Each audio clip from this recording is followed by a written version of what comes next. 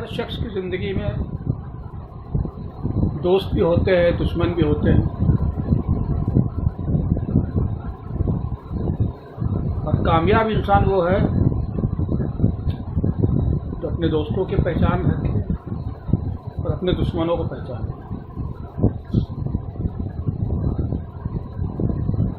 ہم اکثر نہ اپنے دوست کو پہچان پاتے ہیں، نہ دشمن کو پہچاننے کی تمیز رکھتے ہیں۔ دوست نہ پہچاننے کی وجہ سے دھوکہ کھاتے ہیں، حق کہاں ہے سمجھ میں نہیں آتا، صحیح کیا ہے سمجھ میں نہیں آتا، اور دشمن کو نہ پہچاننے کی وجہ سے تو ہر بڑے بڑے نقصان ہو جاتے ہیں۔ تو ہر شخص کو چاہیے کہ وہ اپنے دشمن کو پہچانے، اور صرف دشمن کو نہ پہچانے، اس کی فطرت کو بھی پہچانے۔ کوئی دشمن کس طرح سے ہمارا نقصان پہچانے کی کوشش کرتا ہے، کیسے ہم پر حملہ کر سکتا ہے، اسے پہچانے۔ جہاں میں معذرت کے ساتھ کہتا چلوں کہ جب دشمن کا نام آتا ہے تو ہمارے ذہن میں عام طور پہ بس اڑوس پڑوس، محلہ، دوست، احباب، یار، رشتہ دار، نہ جانے ان میں سے کون کون سے نام یاد آنے لگتے۔ حقیقت میں یہ دشمن نہیں ہے، یہ نظریے کے اختلافات ہیں۔ جیسی جس کی پرورش اس طرح کی اس کی سوچ، جیسی جس کی ضرورت اس حساب سے وہ چلتا ہے۔ کبھی کبھی اس کی چیزیں آپ کے خلاف ہو جاتی ہیں، آپ کو لگتا ہے کہ وہ ہمارا دشمن ہے، دشمن نہیں ہے، دراصل وہ اپنی زندگی اپنے علم، اپنے تجربے کے حساب سے جی رہا ہے۔ یہ اختلافات، یہ آپس کی چھوٹی موٹی رنجشیں وقت کے ساتھ ختم ہو جاتی ہیں۔ ایسی باتوں پہ بہت توجہ نہیں دی جاتی ہے، زیادہ کبھی دل رک جائے تو اللہ کے حوالے کر دیا کرے، اور بہت زیادہ اس کی فکر نہ کریں 24 گھنٹہ لگے ہیں کہ صاحب اس کو کیسے مات دیں اور کیسے اس کو بے عزت کریں اور کیسے اس کو نیچا دکھائیں۔ اس کی ضرورت نہیں ہے۔ اگر آپ ایسا کریں گے تو حقیقتاً جو خالی نظریے کا فرق تھا وہ دشمنی میں بدل جائے گا۔ تو بہرحال انسان کو اپنے دشمن کو پہچاننا چاہیے، اور آج سے میں نے بہرحال سلسلہ شروع کیا ہے کہ میں ایک ایک کر کے دشمن پہچانواؤں گا۔ ہمارے حقیقت میں دشمن کون ہے یہ پہچانوانا میرا کام ہے۔ آیا جیسے ہی ایک دشمن کی پہچان کرواتے ہیں، جس کے بارے میں یہ کہا گیا ہے حدیثوں میں، آیتوں میں، وہ ہمارا کھلا دشمن ہے۔ جی ہاں، اس دشمن کا نام ہے عزازیل۔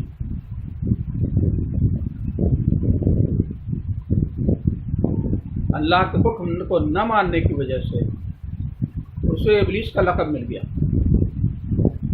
تو فوراً یاد آ گیا ہوگا، سمجھ گئے ہوں گے، تو دل پہ ہاتھ رکھ کے بولیے کہ کیا شاید سچ میں آپ ابلیس کو پہچانتے ہیں؟ اگر ہم میں سے پوچھا جائے کہ ابلیس کون ہے تو اور کچھ یاد آئے نہ آئے، یہ ضرور یاد آئے گا صاحب ہم گناہ جب کرتے ہیں تو اس کے ذمہ دار یہی کم وقت ابلیس ہوتا ہے۔ ہمیں عادت ہے اپنے سارے گناہوں کا ذمہ دار ابلیس کو بنا دینے کی، چاہے وہ ہو ذمہ دار، چاہے ہماری فطرت ہی ویسی ہو چکی ہو۔ یہ نہ کہیے گا کہ صاحب انہوں نے تو ابلیس کو بری کر دیا، کہ ابلیس کو بری نہیں کیا۔ دشمن اگر آپ کے اوپر فتح حاصل کرنے لگتا ہے تو یہ آپ کی کمزوری ہے۔ دشمن کو تو اپنا کام کرنا ہی، وہ اپنا کام کرے گا۔ اب فقریہ اعلان کر رہے ہیں کہ صاحب دشمن کی جیت ہو گئی، میں ہار گیا، اس لیے میں نے گناہوں کو انجام دے دیا۔ اب صبح کی نیند تھی، بڑی میٹھی نیند تھی، اذان سنی صبح کی، لیٹیا گیا، سو گیا، تب ابلیس نے بہکا دیا۔ ارے ابلیس نے بہکا دیا، وہ آپ کا دشمن تھا، تو آپ کیا کر رہے تھے؟ مطلب آپ نے کچھ سیکھا ہی نہیں،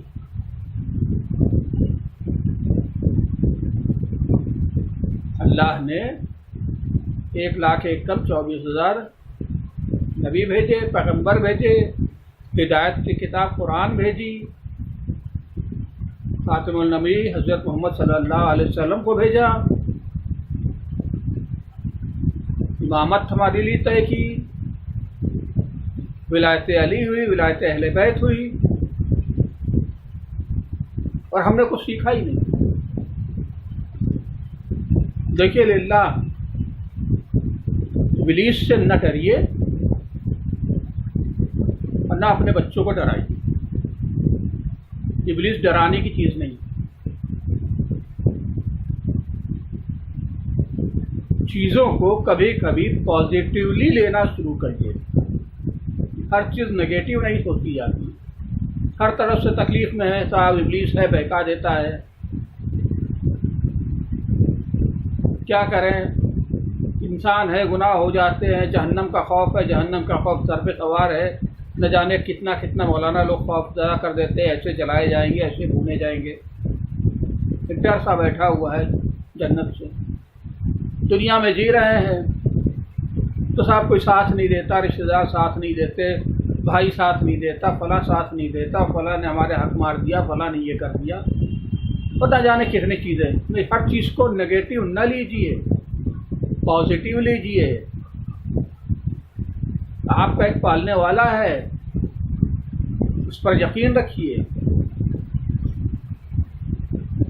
کہ کوئی ساتھ دنیا میں نہیں دیتا تو ہم اسے زحمت نہیں، ہم اسے نعمت بنا سکتے ہیں، نعمت ہو سکتی ہے یہ، کیونکہ جب کوئی ساتھ نہیں دیتا تو ہمیں یاد کیا آتا ہے،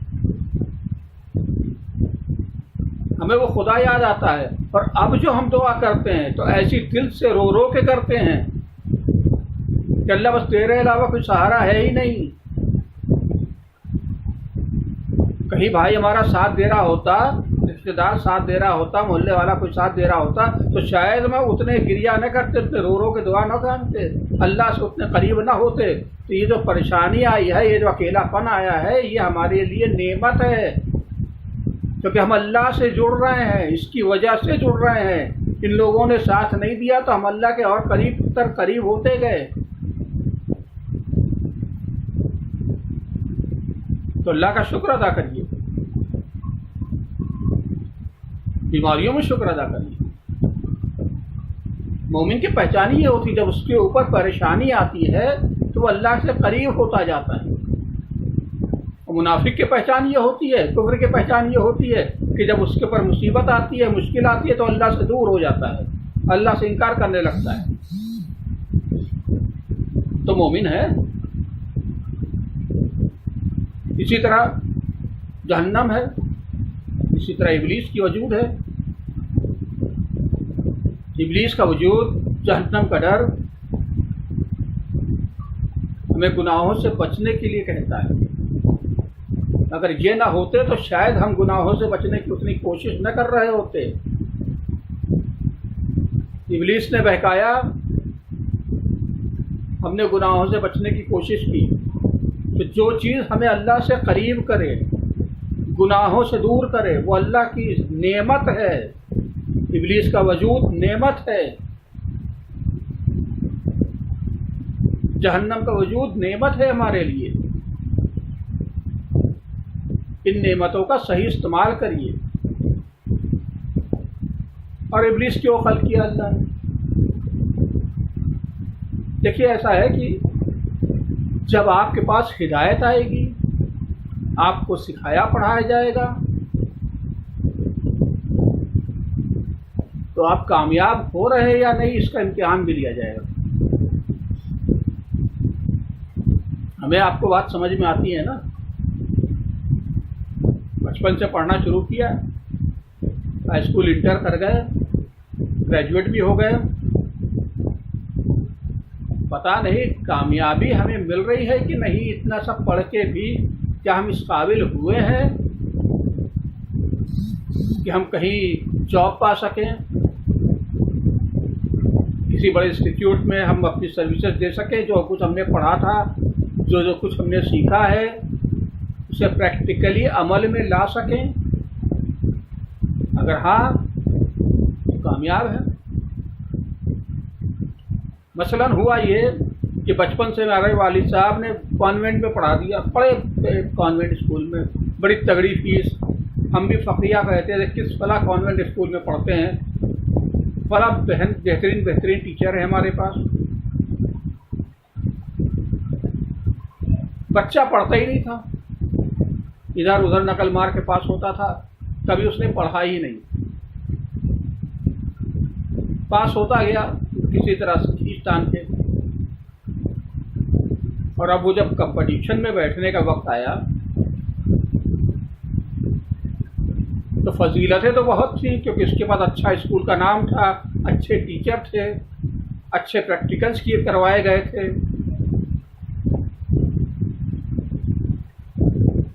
ایگزام کس طرح سے ہوا؟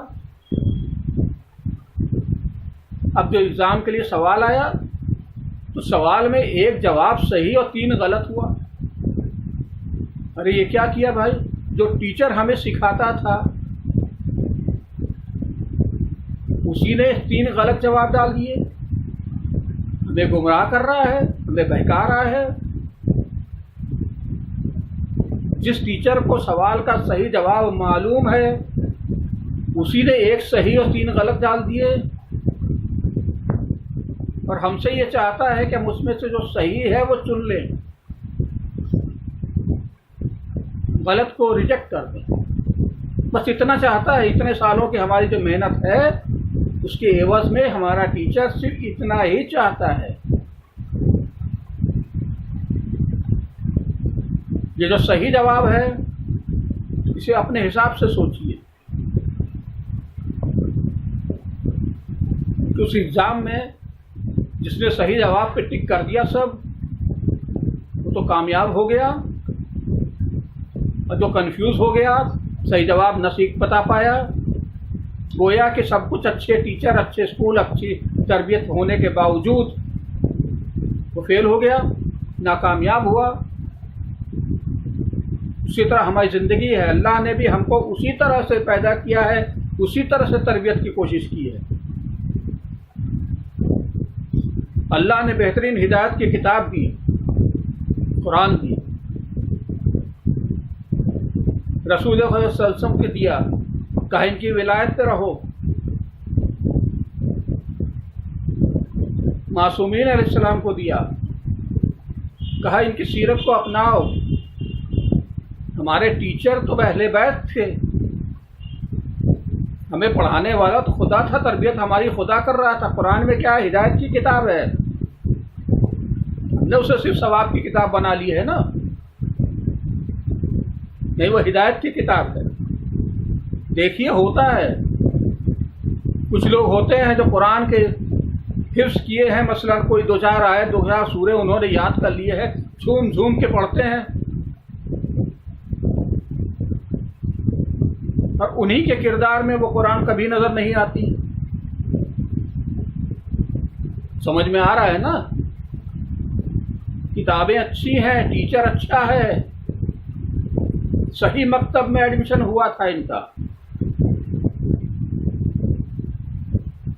سمجھ نہیں تھی، سیکھا کچھ نہیں، خالی شان بتاتے رہے میں فلاں کانوینٹ اسکول میں پڑھتا ہوں، میرا بچہ فلاں کانوینٹ اسکول کا اسٹوڈنٹ ہے. کیا ہوگا اس سے؟ پاس ہو جائیں گے؟ نہیں ہوں گے. اسی طرح اللہ نے ہمیں خلق کیا،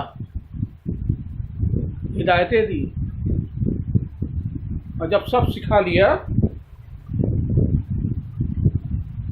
تو اللہ نے کہا اب امتحان دو، دیکھیں اس قابل تو ہے کہ ہمارے پاس آ سکو، کامیاب ہو کے ہمارے پاس آ سکو، دیکھیے اس قابل ہو.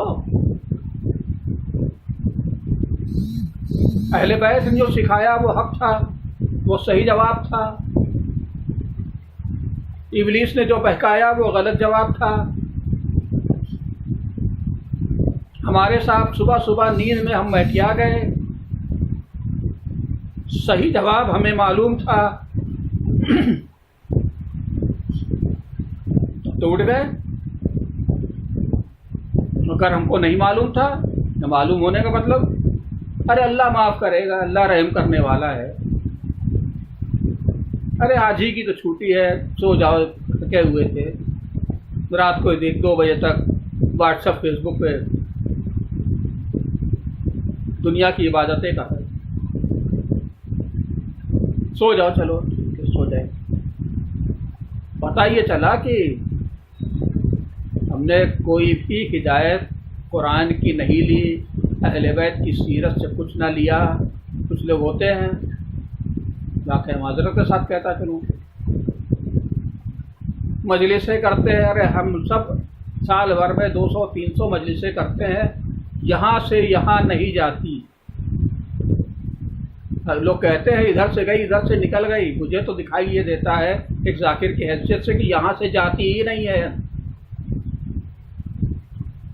اور جب پوچھئے،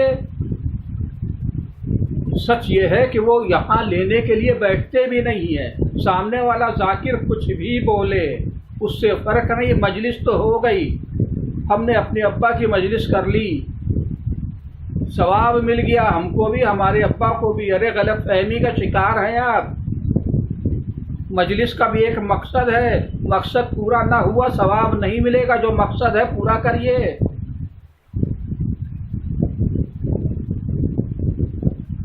لیکن ہے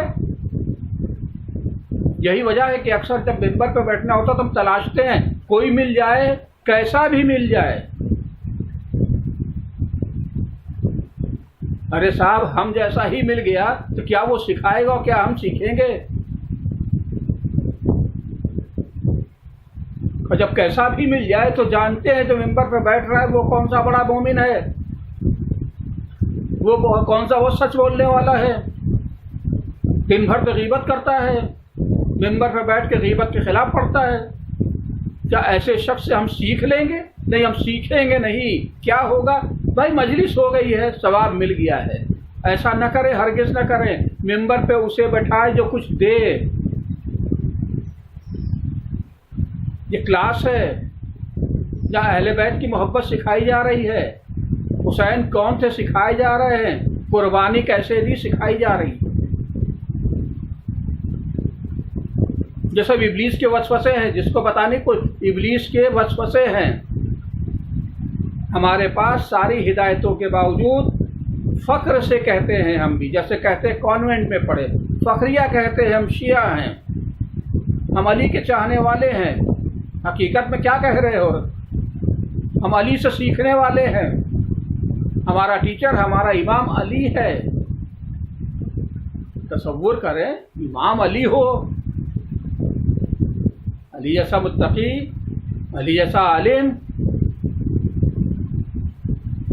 تو ممبر پہ جاہل کو بٹھا کے واہ واہ کرتے ہوں ہم،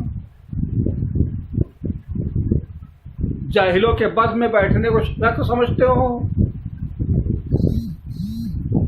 اپنے گناہوں کی ساری ذمہ داری ابلیس پہ ڈال کے چین سے سو جاتے ہوں، کیونکہ اللہ نے ہی ابلیس خلق کیا ہے اور اللہ ہی اسی ابلیس نے ہم کو بہکایا ہے، اللہ معاف کرے گا، غلط فہمی ہے۔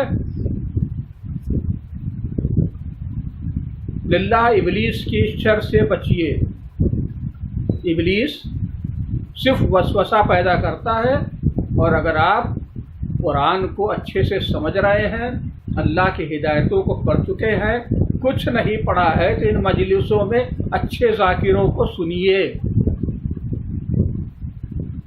کسے سنیے یہ ضروری نہیں ہے، اچھے ذاکروں کو سنیے، کم سے کم ایسے ذاکر کو جو کھلے عام گناہ کبیرہ انجام نہ دیتا ہو،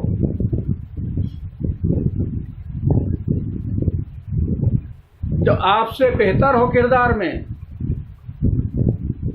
جس سے آپ دیکھنے کے بعد آپ کو یہ شوق پیدا ہوتا ہو کہ چلو اس سے کچھ سیکھا جائے، ایسے ذاکر کو سنیے۔ اور جس کے لیے آپ کے دماغ میں یہ آتا ہو کہ یہ تو ہم جیسا ہی ہے، یہ بھی گناہ کرتا ہے، کھلے عام تو کرتا ہے، روک نہیں پاتا، للہ ایسے ذاکر کو نہ سنیے۔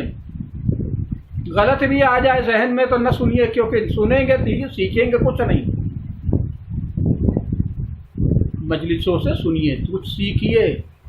عقل مند وہی ہے جو فرش ازاں سے کچھ لے کے جاتا ہے، بے وقوف وہ ہے کہ علم کا سمندریا بہ رہا ہو اور لے کے کچھ نہ گیا، وہ بے وقوف ہے۔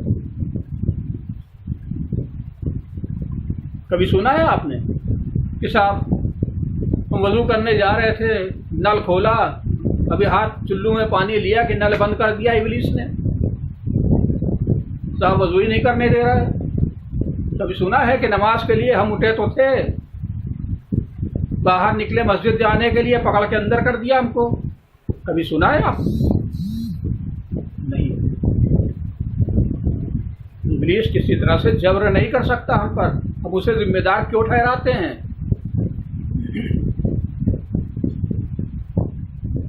ایک واقعہ سن لیجیے۔ ابلیس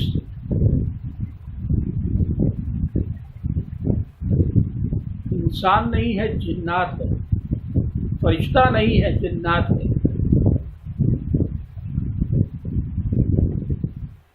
قرآن میں آیا ہے، سورہ ذریات میں اللہ فرماتا ہے کہ ہم نے جنات اور انسانوں کو صرف عبادت کے لیے بنایا۔ پہلے جنات کو بنایا ہے، پھر انسانوں کو بنایا ہے۔ جب آدم آئے تھے تو جنات موجود تھے، دنیا میں جنات موجود تھے، اور ان جناتوں میں ایک جنات تھا عزازیل، جسے ہم ابلیس کہتے ہیں۔ عبادتوں میں اس کا کوئی مقابلہ نہیں تھا، اس دنیا کی کوئی ایسی زمین نہیں تھی جہاں اس نے اللہ کے سجدے نہ کیے ہوں۔ اللہ کی توحید کو، اللہ کو سجدہ کرنے میں اس کا کوئی مقابل نہ تھا۔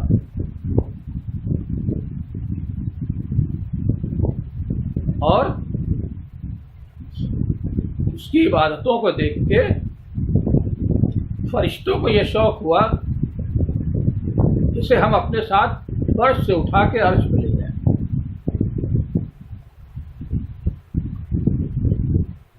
اگر فرشتے سے اللہ سے اجازت مانگی، کیا خدا چاہتے ہیں اسے عرش پہ لیا؟ اللہ نے کہا اگر تمہاری مرضی ہے، تم چاہو تو لے آؤ۔ یہ نہیں کہا کہ ہاں لے ہی آؤ، بہت عابد ہے بہت بڑا، یہ نہیں کہا، لے آؤ۔ کیونکہ اللہ تو غیب رکھتا ہے نا، علم غیب ہے، جانتا ہے وہ کیا کرے گا، یہ اس کے فطرت کیا ہے، لیکن ظاہر تو نہیں ہے۔ فرشتے تو اس کی عبادتوں کے اوپر دیکھ کر کے بڑے خوش ہیں۔ آ گیا صاحب پہلے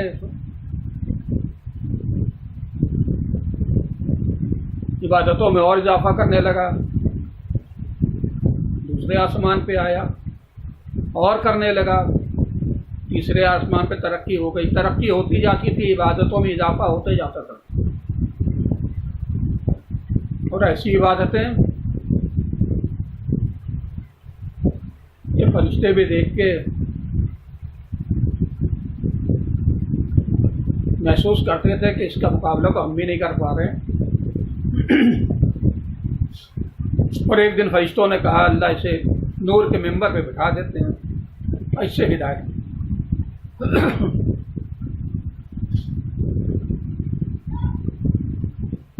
آپ کو خیال آیا فرشتوں نے کیا غلطی کی ہے؟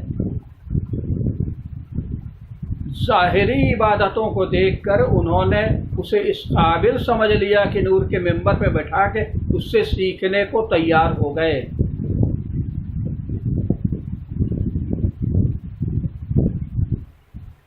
ہمارے ساتھ بھی یہی ہوتا ہے۔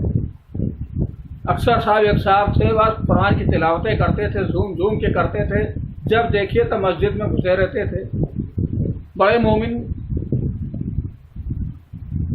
اور خود کو اعلان بھی کیا کرتے تھے بھائی مجھ سے بڑا کوئی عابد نہیں، سب جاہل ہے، ان کو تو یہ نہیں آتا، ان کو وہ نہیں آتا، میں عابد ہوں، میں تو قرآن کی تلاوت کر لیتا ہوں، 4 سورے مجھے یاد ہے، اس کے بعد سے قرآن ہے، کسی کو دیکھتا ہوں تو زور سے پڑھتا ہوں، نہ دیکھتا ہوں تو دھیرے پڑھتا ہوں۔ ایسے لوگ ہوتے ہیں، اور ہم ان کی عبادتوں کو دیکھ کر انہیں ممبر پہ بٹھا دیتے ہیں، علی کی ہدایت بھول جاتے ہیں کہ کسی کے گٹوں پر نہ جاؤ۔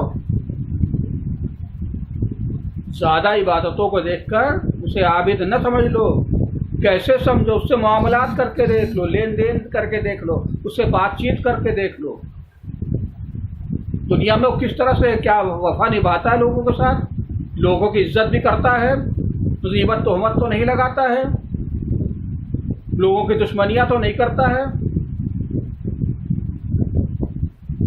اپنے کو تھوڑے سے علم کو بہت بڑا قابل تو نہیں سمجھتا ہے۔ اور جب ان میں درست پایا جائے تو اسے ممبر دے دینا، کیونکہ جب تک ان چیزوں میں معاملات میں درست نہ پایا جائے تو صرف اس کے سجدے، اس کے تلاوت قرآن دیکھ کے اسے ممبر دے دینا۔ بہرحال فرشتوں نے دے دیا، کیونکہ ظاہری طور پہ دیکھ رہے تھے، ان سے بڑا کوئی عابد تھا نہیں ابلیس سے، اللہ کو بھی بہرحال خدا ہے۔ اس نے ایک دن اعلان کر دیا کہ میں نے مٹی سے آدم کا بت بنایا ہے، لیکن جس دن اس میں روح پھونکوں گا اس دن تم میں سے ایک ہوگا جو میرے حکم کے مطابق اس کو سجدہ نہیں کرے گا، سب سجدہ کریں گے الا ایک کے، اور یہ وہ ہوگا جس پر میں خود لعنت کروں گا۔ اللہ کا اتنا اعلان تھا کہ فرشتوں میں شور مچ گیا، فرشتے بھی تھوڑی سی بات بھول گئے کہ اللہ اشارہ سیدھے تو کر رہا ہے، کیونکہ فرشتے گناہ کرتے ہی نہیں ہیں، کہ چونکہ اللہ نے کہا تھا، فرشتے اتنا ہی سمجھتے جتنا خدا کہتا ہے، جو اتنا حکم دیتا ہے۔ ان کے اندر ایک خوف پیدا ہو گیا، انہوں نے کہا چلو کسی سے دعا کرواتے ہیں، اور ذہن میں ان کے وہی ابلیس آیا، پہنچ گئے ابلیس کے پاس، کہا ایسا ایسا حکم ہوا ہے، ہمارے حق میں دعا کر دو۔ ابلیس بھی تھا، بیٹھ گیا دعا کرنے۔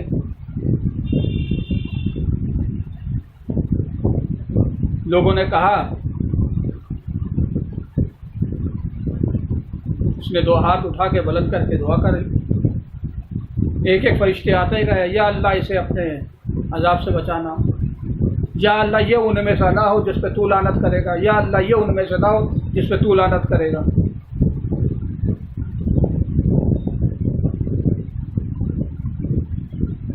دیکھا یہ ابلیس ہے،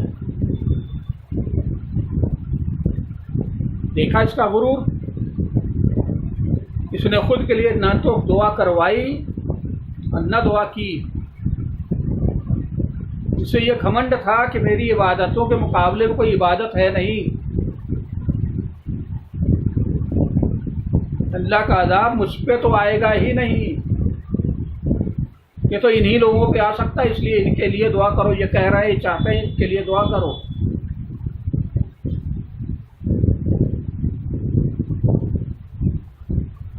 ہم میں سے بھی کبھی اکثر لوگ یہی غلطی کرتے ہیں، اپنی چھوٹی سی نیکی کو بہت بڑی نیکی سمجھتے ہیں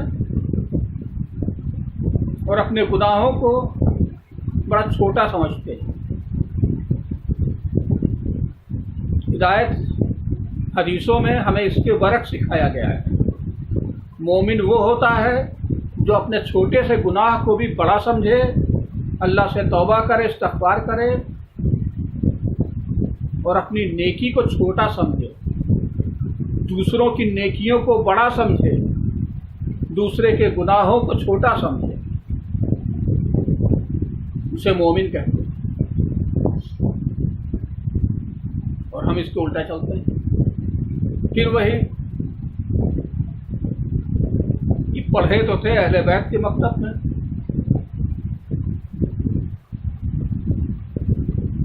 سکھا گیا ابلیس ہم کو، جب ایگزام ہوا تو غلط جواب دے دیا اور فیل ہو گئے۔ فیل کا مطلب جب آنکھیں بند ہوئی تو جہنم کے نظارے نظر آنے لگے۔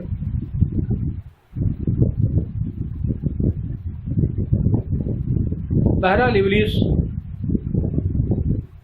میں اللہ نے روح پھونکی،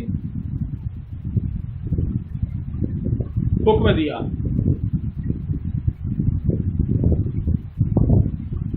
سب مل کے اس کو سجدہ کرو. سب فرشتے سجدہ کرنے لگے الا ابلیس، ایک ابلیس کے علاوہ سب نے سجدہ کیا.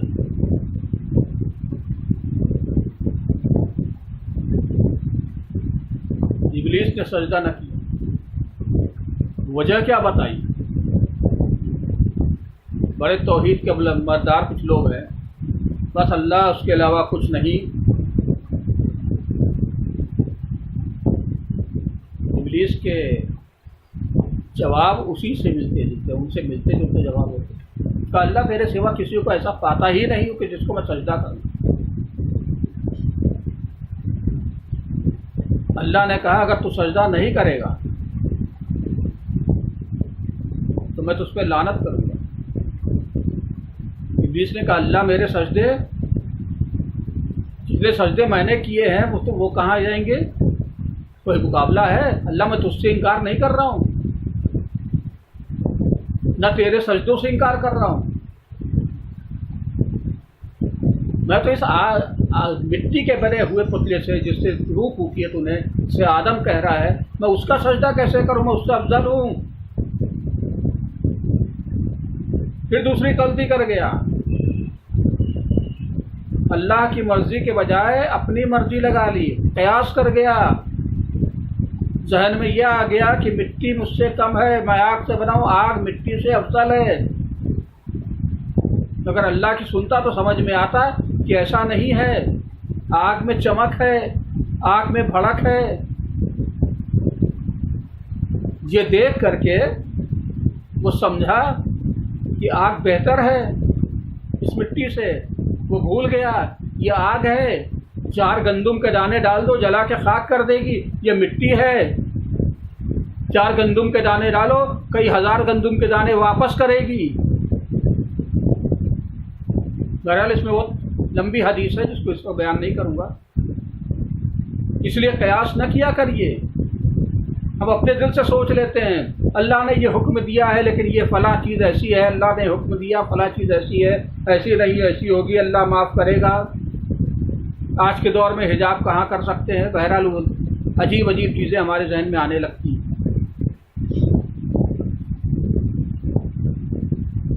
ابلیس کے بتائے ہوئے طریقوں پہ نہ چلیے، اللہ کے حکم کو مانیے. بہرحال یہاں آخر میں ایک چیز اور کہتا چلوں جس کے ساتھ تمام کروں گا. ابلیس اس شخص کو بہکا نہیں سکتا جس کے دل میں اہل بیت کی محبت موجود ہو، جو اہل بیت کو، رسول خدا صلی اللہ علیہ وسلم کو دل سے مانتا ہو. اور یہ میں نہیں کہہ رہا ہوں، اس رات رسول خدا صلی اللہ علیہ وسلم کی ولادت ہونے والی تھی. ابلیس کے طاقت میں کمی محسوس کی، ابلیس نے طاقت میں کمی محسوس کی، بڑا پریشان ہوا. اس نے سوچا کس سے پوچھیں. اچانک دیکھا جبرائیل فرشتوں کے ساتھ کہیں جا رہے ہیں. پرانی پہچان تھی جبرائیل سے، فرشتوں کے ساتھ رہا تھا. پوچھا جبرائیل کہاں جا رہے ہیں یہ لوگ؟ اور آج میری طاقت کمزور میں محسوس کر رہا ہوں، طاقت میری کم دکھ رہی ہے. جبرائیل نے کہا رسول خدا صلی اللہ علیہ وسلم کی ولادت ہے اور آج تیری طاقت نہیں چلے گی. کہا یہ جو آ رہا ہے اسے گمراہ کر سکوں گا؟ کہا نہیں، اسے تو ہرگز گمراہ نہیں کر سکے گا. کہا اچھا اس کے چاہنے والوں کو؟ کہا نہیں، اس کے چاہنے والوں کو بھی تو گمراہ نہیں کر سکے گا. کہا تو پھر میں کس کو گمراہ کروں گا؟ کہا وہ جن کے جو زبان پہ دعویٰ کریں گے اس کے چاہنے والے کا، نبی کے چاہنے والے کا، اور فطرت میں تیری پیروی کریں گے. ایسے لوگ ہوں گے دنیا میں، منافق. صرف انہیں تو بہکا پائے گا.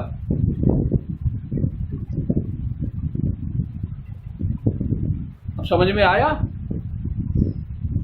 कि इब्लीस किसे बहका लेता है? अब किसे बहका नहीं पाता। एक तराजू ऊपर होगा हमारे अमाल को तोलने का, वो कुरान और अहले बैत होंगे, दूसरी तरफ से हमारे अमाल होंगे। एक तराजू दुनिया में है, खुद तोलो अपने किरदार को। एक तरफ इब्लीस की सीरत है, उसके तौर तरीके हैं, एक तरफ अहले बैत के सिखाए हुए दर्स और हिदायतें हैं।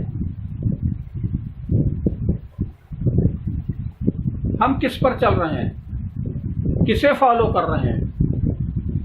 तोल लीजिए तराजू को, दूसरों को न तोलिएगा। लिल्लाह, हम ये भी यहाँ गलती करते हैं, हम दूसरों का टेम्परेचर नापते हैं, उसके तो 104 बुखार है, अपना कभी देखते ही नहीं कि अली जनाब को कितना बुखार है वो नहीं पता, बस दूसरों को ही बुखार है।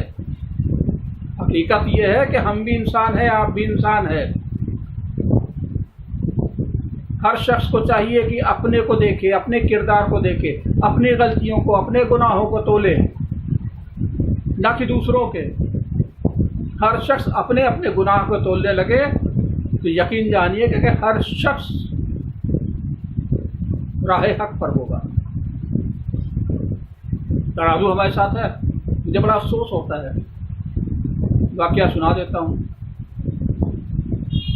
बाकी वक्त जा चुका है। ऐसे लोग मौजूद हैं जो हमसे ही कहते हैं, मासूम साहब हदीस बहुत अच्छी है, रवायत अच्छी है, आपने बहुत अच्छा पढ़ा, लेकिन आज के ज़माने में कौन चलता है इन हदीसों को, कौन मानता है? और अगर मान ले तो मर जाए, दुनिया में भूखे मर जाए। ना तकलीफ होती होगी करबला वालों की जिन्होंने शहादत दे दी दीन इस्लाम बचाने के लिए। नमाजी तो उस तरफ भी थे। फ़र्क बता दिया कि वो नमाज और हुसैन की नमाज में देखो फ़र्क क्या है। कहीं ये लोग होते इस तरह के कॉल देने वाले, इस तरह की बातें बताने वाले, तो इमाम हुसैन के साथ देखते रात में 70 हैं, उधर देखे 30,000 50,000 या लाख है जैसी तादाद रही हो, तो कहते अल्लाह खुदा कौन मान रहा है हुसैन को, कौन तेरे दीन को बचाने की कोशिश कर रहा हो? भैया हम तो चले उधर ही, क्योंकि मेजॉरिटी वही है। याद रखिएगा, आप हक पर हैं तो आप अकेले होंगे, आपको बहुत ज़्यादा साथी नहीं मिलेंगे। आप हक पर नहीं हैं तो दुनिया की लज्जतें आप बांट रहे हैं। लज्जती तो है ना, सुबह सो रहे हैं, नींद की लज्जत है। साहब ये सोए, वो सोए, वो सोए, हम उठे, हम भी सो गए, कहते सब तो सो रहे, कोई उठा ही नहीं। मदरसे में जब पढ़ाई होती थी, पढ़ते तो बच्चे सोते थे, यही करते थे बच्चे। देखते थे अगर सब उठ गए तो उठ जाते थे डर के मारे, और देखा 2-4 सो रहे थे, खुद भी सो जाते थे। मास्टर साहब वो भी नहीं उठा था, वो भी नहीं उठा था। ना करिएगा, ये भी इब्लीस की चाल है। इब्लीस सिरात मुस्तकीम पे बैठता है। बस इस वाक़े के साथ ख़त्म कर देता हूँ। इब्लीस कभी डायरेक्ट नहीं आएगा। कोई शख्स, हम मुसलमान हैं, कम से कम ज़बान से तो कहते हैं, डॉक्टर कल्बे साजिद साहब कहते हैं, बहुत अच्छी बात कहते हैं कि दुनिया में हम इसलिए मारे जा रहे हैं कि मुसलमान हैं, मरने के बाद वहाँ इसलिए डंडे पड़ेंगे कि हम मुसलमान थे ही नहीं, किरदार हमारा, कैरेक्टर हमारा मुसलमान जैसा था ही नहीं। आज ऐसी तादाद ज़्यादा हो रही है। तो इब्लीस इसलिए नहीं आएगा कोई सामने, किसी मुसलमान के सामने इब्लीस है मैं आऊँ, किसी को बेकार है चलिए साहब शराब की दुकान पे, बहुत बेहतरीन दुकान खुलिए, बियर पियेंगे। अरे जो मुनाफिक बैठा होगा, जिसके दिल में कुफ्र भी होगा, वो भी भगा देगा, कह रहे भाग यहाँ से भाई, बहकाने चला आया, शैतान है तो इब्लीस है। तो शैतान ऐसे बहकाता भी नहीं, शैतान भी मोमिन बन के बहकाता है। तिलावत कुरान करने के बाद, बड़ी बड़ी नमाजें के पास पढ़ने के बाद, اور آپ کے دل میں یقین پڑنے کے بعد جب ممبر پہ بیٹھتا ہے تو وہاں سے غیبتیں کر کے بہکاتا ہے، اور آپ غفلت میں رہتے ہیں کہ ثواب کما رہے ہیں۔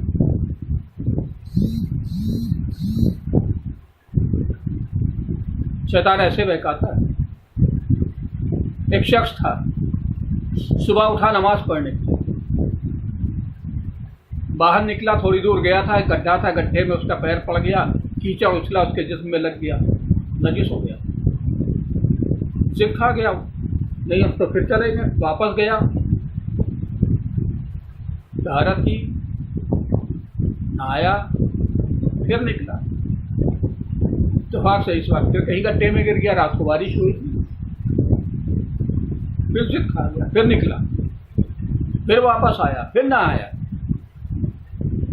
جاڑے کی راتیں تھیں، نہانا سمجھ لیجیے کتنا مشکل ہوتا ہے، لیکن بہرحال اس نے ہمت کر پھر سے طہارت کی، پھر واپس آیا۔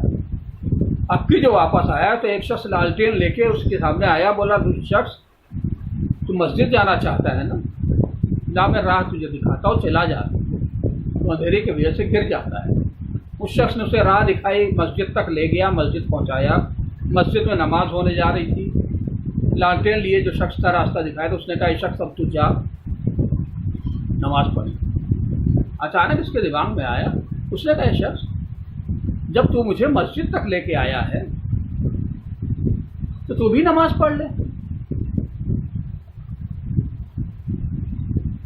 لالٹین لیے اس شخص مسکرایا، بولا ایکشن جا تو نماز پڑھ لے، میں کیسے نماز پڑھ لوں، میں تو ابلیس ہوں۔ وہ تعجب میں، ارے ابلیس ہے، ارے ابلیس ہے تو مجھے مسجد تک کیسے لایا، تجھے تو مجھے مسجد سے دور لے جانا تھا۔ کہا شخص جب تو پہلی بار کیچڑ لگا تھا واپس گیا تھا، اللہ نے تیرے سارے گناہ بخش دیے تھے، جب دوبارہ گیا اور تو نے پھر ٹھنڈ پانی سے نہا کے طہارت کی تو اللہ نے تیرے خاندان کے گناہ بخش دیے۔ میں خوفزدہ ہو گیا، میں ڈر گیا اگر ایسا ہی ہوا 3-4 بار تو ایسا نہ ہو کہ اللہ پورے کائنات کے گناہ بخش دے، میری ساری محنت ضائع جائے گی، میری محنت ضائع نہ جائے، اس لیے میں نے تجھے مسجد تک پہنچایا ہے، نہ کہ اس لیے کہ میں چاہتا ہوں کہ تو اللہ کے سجدے کرے۔ سمجھ گئے؟ تو جو لوگ دنیا میں مومن بن کے متقی پرہیزگار ظاہر کر کے کردار سے ہوتے نہیں ہیں، آپ کے سامنے آتے ہیں، ان سے ذرا ہوشیار رہیے گا، یہ دنیاوی کوئی فائدہ حاصل کرنے کے لیے آپ کو گمراہ کر رہے ہوتے ہیں، اور ایسے لوگوں کی پہچان یہی ہوتی ہے کہ یہ خود کو بڑا مومن بتاتے ہیں، دوسروں کو جاہل بتاتے ہیں، دوسروں کو منافق بتاتے ہیں، دوسروں کو کافر بتاتے ہیں۔ مومن ہوتا وہ ہے جو خود کے مومن ہونے پہ شک کرے کہ شاید پتہ نہیں میں ہوں، کردار کو اور درست کرو، دوسروں کو بہتر سمجھے اپنے سے، یہ پہچان ہوتی ہے۔ ترازو پہ تول لیجئے اور سماج کے ایسے لوگوں کو امر بالمعروف کریے، نہی منکر کریے، ہدایتیں دیجیے، سمجھائیے، اور نہ سمجھ میں آئے تو کربلا والوں کی شہادت کو یاد کریں، حسین کا خون ضائع نہ جائے۔ اگر ہم حسینی چاہنے والے حسین کے، ہم ہی اگر ابلیس کے شر سے نہ بچ پائے، باوجود ساری ہدایتوں کے ہم ہی جہنم کی طرف چلنے لگے تو میرے مولا کو کتنی تکلیف ہوگی۔ یہ میری ولایت کا دعویٰ کرنے والے لوگ ہیں اور یہ اس طرح کی حرکتیں کر رہے ہیں، میرے مولا کو تکلیف نہ پہنچائیے، اپنے امام وقت امام زمانہ کو تکلیف نہ پہنچائیے، گناہوں سے بچنے کی کوشش کریے، اچھے لوگوں کا ساتھ دیجیے، اچھا سماج بنائیے، علم رکھنے والوں سے سیکھیے، غریب پرور ہوئیے، اور اس دنیا پہ جس مکتب پہ اہل بیت سے سیکھ رہے ہو اس کی عزت رکھیے۔ اس دنیا سے کامیاب چاہیے، یہاں بھی کامیاب رہیے، وہاں بھی کامیاب چاہیے۔